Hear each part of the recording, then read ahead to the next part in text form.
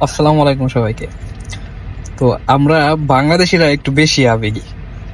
কিছুদিন আগে আপনার সবাই মিলে বয়কট, পেপসি, কোকা-কোলা, ইসরায়েলি পণ্য সব বয়কট।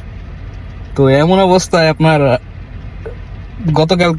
গতকালকে মনে হয় একটা ইয়ে আহ, আপনার একটা বিজ্ঞাপন এটা ভাইরাল হলো। সবাই চুপ, ফার্স্টে কয়দিন সবাই বয়কট, সবাই চুপ। হঠাৎ করে বিজ্ঞাপনটা ভাইরাল হওয়ার পরে আবার সবাই বয়কট শুরু করছে। ততদিন হয়তো অনেকে কিনছে পেপসি, আপনার কোকা-কোলা সবাই খাইছে, সমস্যা নেই। এখন আবার একটা বিজ্ঞাপন তৈরি হয়েছে, আবার বয়কট শুরু হয়েছে। তো আমি বয়কট করি যখন অন্য কোনো ইস্যু সামনে চলে আসে, আমরা এটা ভুলা যাই। তো ঠিক তেমনই আপনার আগে সবাই বয়কট করছে, হঠাৎ করে নতুন ইস্যু সামনে আসছে, বয়কট ভুলে গেছে।